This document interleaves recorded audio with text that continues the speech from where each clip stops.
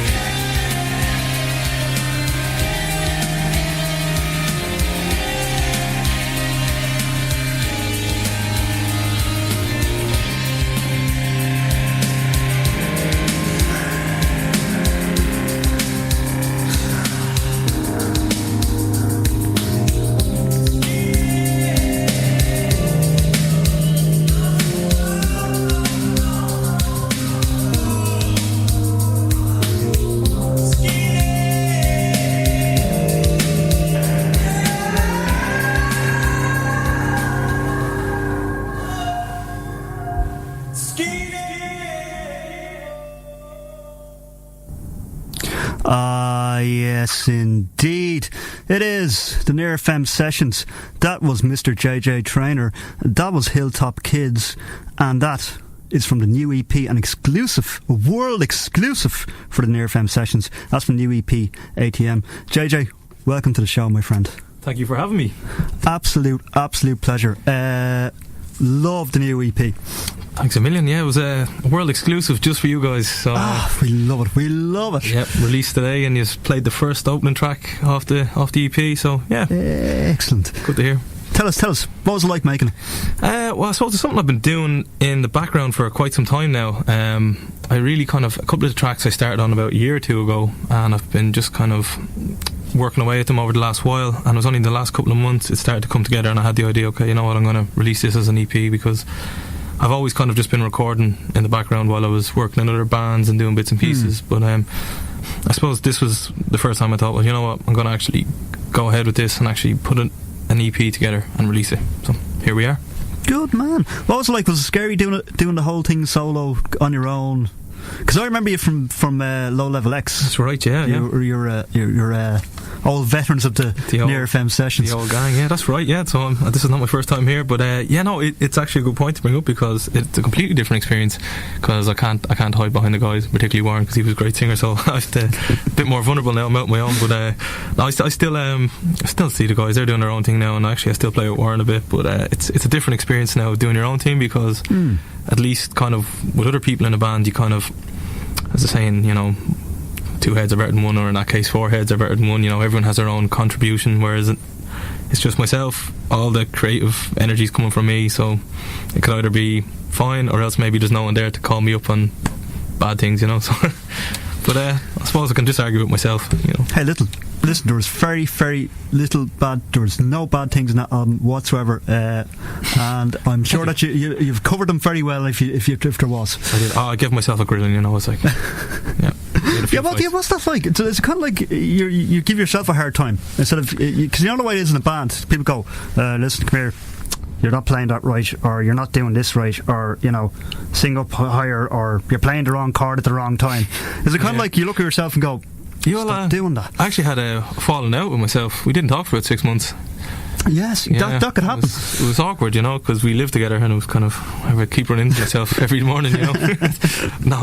It's different because I suppose you've known to compete with yourself, kind of, you know. It's your own ideas, and then it's good in a way because as well you get to nurture an idea rather than kind of putting it out there. But I suppose that could be a bad thing too, depending on what way you look at it. But no, it's good. And how long did the whole EP take? From start to finish, like? Oh, good question. I suppose if I'm truthfully honest, there was 1 or 2 songs I didn't even get finished. There was one kind of lurking there. I just couldn't get it right. I had the instrumental part of it finished, and I just couldn't settle on lyrics and vocals that I liked. So it's kind of, I'll probably release it as a B-side maybe on my SoundCloud or something. I suppose there was kind of, it was something I kind of just did as a hobby on the side. I've always just wanted to kind of have a go making my own and see what it sounded like, and I suppose it evolved as a year or 2 went on. Originally it was only something I kind of planned doing in a week or 2, kind of just throw a little bit of a mix together, you know, and then before I knew it kind of manifested into an EP over 2 years. So I think realistically I started around late 2015 was one of the first songs I started on. Ironically, Days Are Pure was the last song I put on my EP. I only finished that about a week or 2 ago, but it was the first song I actually started on off the album. So. Did you find it becoming more organic as you went along? It kind of morphed into another thing, and it kind of became less of I have to go from A to B, or I don't mind going from C to D to get to A, if you know what I mean. Absolutely. I actually found, because even my influences were changing as time went on, and I'd kind of like, we were playing with different people and different bands and stuff, so I wasn't as, I suppose my music taste had changed, so my style had changed. And then I suppose the later stuff like Hilltop Kids actually was one of the last songs I made for the album, and it's probably one of the more electronic kind of styles. I suppose you know, I've really got into like different tastes over the years, like particularly like stuff like Air, and so I really like Ian Brown's electric side as well, like, you know, some of the electronic stuff he's done. So I suppose I've channeled a bit of that when I was making the later songs in the album, so it definitely changed. When you were starting off, many moons, when you were first playing, when you first got a guitar and you were a kid, what was your influence? What were you listening to? What was the? Oh, that's a good question. I suppose my very, very early influences would probably be Tin Lizzy. I used to be massive. I still am a massive Tin Lizzy fan. Like, but I remember like just being in my dad's car and he had an old tape player and hearing like Tin Lizzy and then having to turn it over, wind it back, and I suppose that's how it started. And then I suppose a big fan, Pink Floyd, Led Zeppelin, massive influence, and Black Sabbath as well, kind of particularly more in my later kind of years when I was getting proper into bands. And then Stone Roses would have been a big influence as well. So. And the electronic thing, that just happened gradually, that kind of just came in. Yeah, see, it's funny because even in my early days of being in bands, I always kind of liked making wacky tunes with keyboards and stuff, you know. I always kind of, I wouldn't say I would necessarily be the biggest electronic fan in the world of electronic music, you know, but I love making it, you know. It's so fun to kind of do loops and samples and stuff like that, and then just kind of, because you're not relying on a backline, then you can kind of just take your time with it, like. I love the kind of melodic side of songs as well, and like when you're using crazy synths and crazy effects, you can get cool melodic stuff, you know. So yeah, I've always enjoyed that part of it. What kind of equipment do you use? What's the? Are you like one of these guys who has like tons of keyboards and no, monitors and stuff all over the place. My roommate's like that. He's probably listening now. Hello, Matty. Hey, Matty. He's real into his analog equipment. I'm not. I'm more kind of. Well, no, I'm saying that I've got a lot of guitars and I got loads of amps. Like I got a Valve amp, a Vox Valve amp, Night Train, nice amp. But my kind of electronic side of things, like the synths and stuff, not really. More kind of MIDI style. Like and then actually a lot of the kind of electronic stuff on the album is actually guitar. Some of it, and I just kind of just effects the hell out of it. You know, just put loads on it and then just see what it sounds like. You know, but no, I suppose I use kind of sound processing software and just a lot of MIDI keyboard. Like I have a keyboard at home, just basic enough one, but I can MIDI it up and you know, kind of go from there. And would you spend a long time on a track, or would you just kind of leave it be at some stage, or do you have to make yourself leave it be and stop messing around and just go, right, it's grand, it's fine, that's the way it is? Absolutely. Depends on the song. Like one of the songs, and you've mentioned it, or we were talking about it earlier before we came on air, was a song called Lobster, which I will be playing in the yes. That literally came together in about 4 minutes. It was one take, one recording, boom. And then there were some other songs, like I said, Days Are Pure, which is, I think it's like the 4th song on the album. That was the first song I started recording about 2 years ago. I think I'd even, that was a good while ago. But that was one of them songs where I hit a point where it's like, okay, I'm going to have to strip this back because I was messing around with it too much, putting too many layers on it. And it's actually a completely separate take of that song, and I just call it Days Are Pure Take 2, and it's completely different chord variations. But that was one of them songs where I had an idea in my head, I knew I had to get it out, but I just spent way too long on it, and there's way too many layers. I redone the vocals, so I must have done that like, say, 10 different takes. So that was an example of a song where I just said, do you know what, let's strip this back, just go for it. And that's where I got with that one. That was the last song I put in the track, but yeah, I overdid it with that one. Listen, we can talk and talk. You're here to play. Let's hear some music, my friend. What are you going to play for us? The first song I'm going to play is Gin and Polytonic. Now, it's a fairly electrical heavy song on the album, but I'm going to do a stripped back acoustic version. I love the fact you're just acoustic tonight. It's brilliant. Yeah, like I suppose if you hear the song itself, you're kind of like, wait, what? Go for it. Let's do this.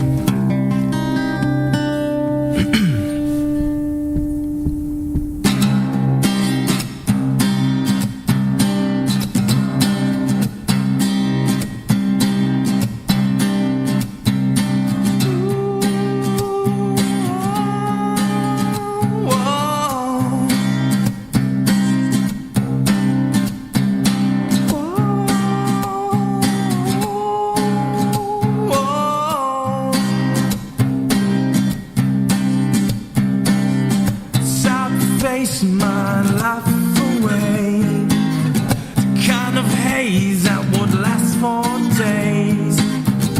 Company is A-OK. I'd love to run, but I think I'll stay. When life gives you lemons, you add some ice, squeeze some limes. It's twice as nice, and the sun comes out.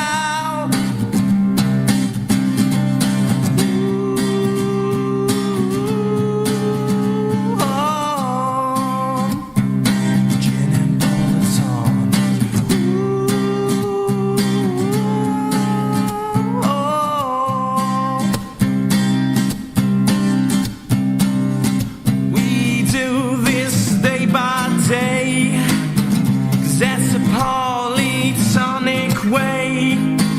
Some people say it's time to kill. Why, yes, thank you. I think I will have another refill. When life gives you lemons, you add some ice, squeeze some lime. It's twice as nice, and the sun comes out.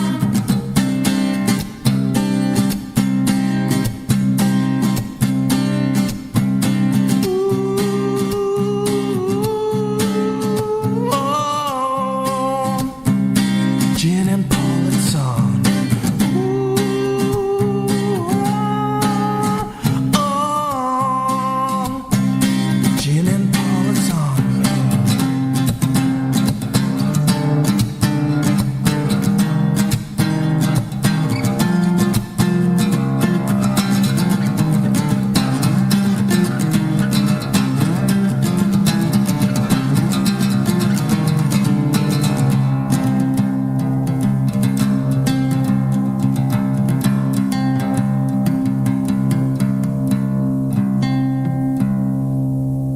Yes, JJ Treanor, you're listening to Near FM Sessions. Come here and I ask you about these lyrics of madness that I absolutely adore. I've never done a sessions and got a sound list or a playlist, and I seen a song with a lobster on it. I just went, I have to play this. There's a song about a lobster. The lyrics, man, where do you get them from? I don't know, that's a weird one actually. That was one of them songs that kind of just came out of nowhere. I suppose you could say there's a meaning behind it in my head, but I suppose it's one of them songs where I kind of read it and I hope that everyone could apply their own kind of principle to it or whatever, their own meaning to it. But I don't know, it was just kind of, I was humming it in my head one night and I picked up my guitar in my room, just started playing it, and they were the lyrics that came out. Like Gin Polytonic is beautiful. It's a nice little piece of I don't know, kind of a kick in the bum to gin and tonic drinkers, I think. Yeah, well, that's actually where it came from, because my two mates, who I mentioned one already, Matty, and then Sean, my other roommate, hello, his brother Dara's actually here beside us. Alright Dara, how are you? Oh yeah, I forgot to say he's got moral support in the studio. I got entourage here, Sonas and Dara. Yeah, they're here to make faces at me and try and put me off. But the two boys, like I've been living with them for about 2 years now, and we well, I particularly am not a fan of gin and tonics, so I'm going to say that straight. I don't mind them, but they love their gin and tonics, and that's kind of what inspired the song, because it just reminds me of, you know, having a good time and stuff like that. So that's where that came out of. It kind of was a feel-good summer song, essentially. Yeah. You know, it's probably quite depressing when you kind of hear it, but yeah. Well, after a bottle of gin, you're normally very depressed. Yeah, it's grand. Halfway through the bottle of gin, you're fine, you're flying. But it's after the bottle of gin, you're just kind of go, no more gin, no more gin. That's when you move on to whiskey. Yeah. No, I absolutely adore your lyrics. Thank you very much. I wanted to say too, the sound, the sound is very crisp. Would that be deliberately done? It's kind of it's a lovely.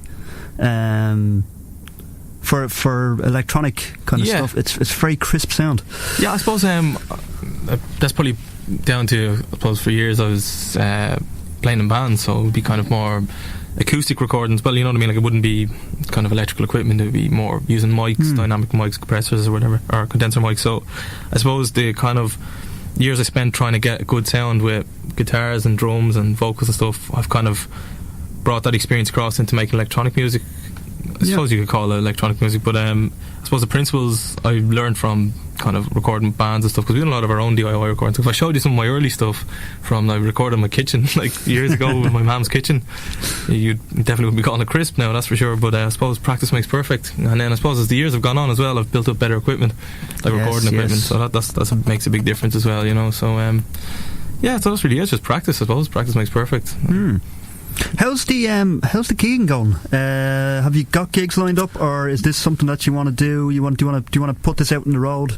Well, that's my plan now, is to put this out on the road, because I suppose my main objective for the last couple of months, I suppose really since Christmas, was to get the EP finished, because I was worried that I was going to start putting on the long finger, and it was starting to happen. So I said I'd just focus between now and the middle of the year to get it finished, which I have done, thankfully. So I suppose next is to start gigging. I have none on the horizon, but hopefully that will change. If anyone out there is looking for a gig, give me a shout. Yes. JJ Treanor, you'll find him on Facebook, or just give it a shout in Near FM Sessions and we'll pass it on. Absolutely pass it on. I think it would lend itself really, really well to live stuff, because it's not so electronic that you're going to turn people off.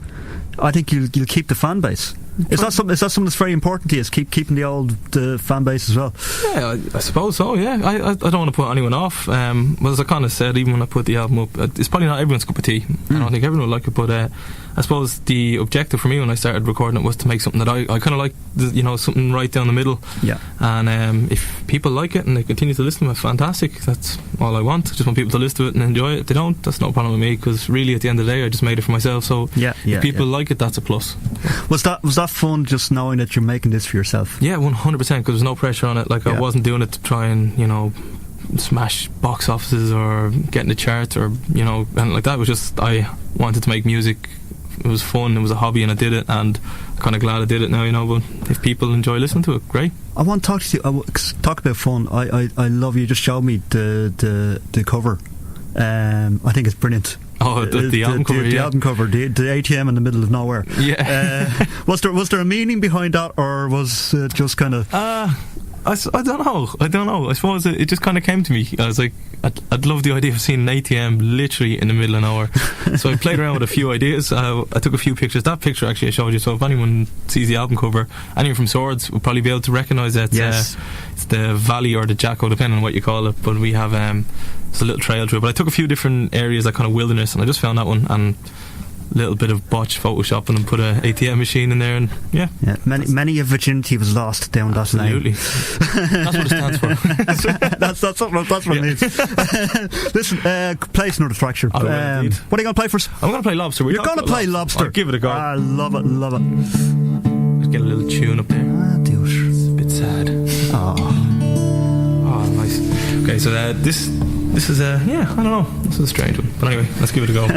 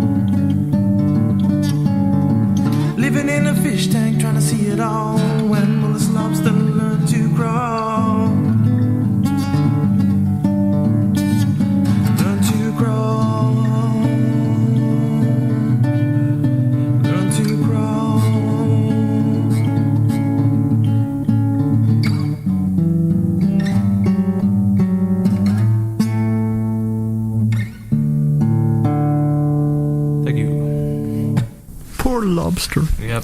Did he die in the end? I won't give that away. Oh, that's up to yourselves. Okay. I want to think that he got married and had lots of kids and they lived in a little lobster house. Yeah. I think. Tell us the future, apart from the gigging and all that. You're gonna have this going for a while. Yep. I'm gonna keep on trucking with it because it is an absolutely fantastic album. Thank you very much. We love it, and we're going to be playing the hell out of it. Brilliant, yeah. The next while. Be my guest. People want to get in touch with you. How do they do that? Okay, so I suppose at the moment I will have the album up on Spotify within a day or two. I did process it already, but it takes about a day or two just for them to make sure that it's actual music and not just someone like screaming or anything like that. Not that there's nothing wrong with that, you know. No. So that should be up on Spotify in the next day or two. So if anyone has Spotify, you should be able to find me. So if you want to search me, it's JJ Treanor, and my name is spelled Treanor because that can be quite confusing. You can find me on Facebook. So I think I had a little printout. I'm very unprofessional, forgot to bring it with me, but it has so before facebook.com/ and it's JJ. The way I have it spelled, because JJ Treanor was already taken, it was JAY Treanor. So you can get me on Facebook. Yeah, very clever. Yeah, I had to think on my feet on that one, you know. On SoundCloud, then it's actually the number J. So that's how you'll find me. But if you just type in JJ Treanor, you'll find me on SoundCloud. But if it's soundcloud.com/the number J, because here's a little bit of trivia. That was originally what I was going to go under for a solo. The number J. And then I decided against it last minute. I was like, actually, no. I was wondering what the number J thing was. Yeah, I know, it's a bit confusing. I don't know if I should change it or leave it. But anyway, that's where that came from. So I actually I think I'm going to release a couple of B-sides under the number J.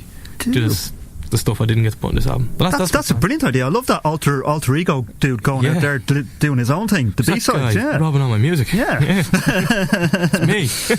I didn't talk to him for 6 months. And tell us, the long-term future, where do you see yourself in 10 years' time? Would you like to be still doing solo stuff, or like to be in a band, or... Well, that's a good question. I mean, I always enjoy being in a band, you know. I still do play with some of the guys, actually. I suppose ideally with my own stuff, if I could play it in a full lineup, play it live, like be creatively making the music myself, but play it in a full lineup. Like, I'd love to try what's on that album with a full lineup and do it properly. I think it could sound great live. I think so, yeah. We'll see where it goes. If anyone's willing to jump on board with that, yeah. Absolutely. So we'll see where that goes. Absolute pleasure having you on the show. We're going to play one of the track from the EP. What are we playing out? Well, I think we'll go with the last track, the outro track, which is probably the strangest one. So brace yourselves and listen out there. This is called Gyro Brain. And the name pretty much sums it up. Yeah, and if people want to get the EP, you can get it in the usual places. Yep. It's out there, and go download this. It's brilliant. This has been Near FM Sessions. You've been listening to JJ Treanor. Kieran Top Tunes work is up next, and we'll talk to you next week. Thanks, Bob. Your 24-hour community station. 867 1190. Near FM. Hi, my name is Susan Tumulty, and I'd love you to join me this Thursday from 4 to 5 for a brand new show called Sisters Are Doing It For Themselves. The show will feature mainly female artists and musicians from Ireland and beyond. There'll be all genres of music played, and over the coming weeks I will be inviting special guests to join me. So that's this Thursday from 4 to 5. See you then. Every second Saturday morning from 9:30, tune into Off the Shelf with Joe Byrne. News, views and interviews and a little dabble of music. It's all here. Online and on 90.3 Near FM. Off the Shelf with Joe Byrne. Every second Saturday, 9:30. Back then, we were kind of seen as the Kenyans. The whole thing was to get Irish athletes. We trained hard, very hard, and raced fairly frequently. I think we just had a hunger. They're going for silver, they're going for bronze. John Tracy has 100 metres to go. An Irish medal goes to John Tracy. The crowd stand to the Irishman from Billerstown and Waterford, the little man with the great heart. This summer, Near FM recalls the golden era when Irish athletics was king and ruled the marathon world. From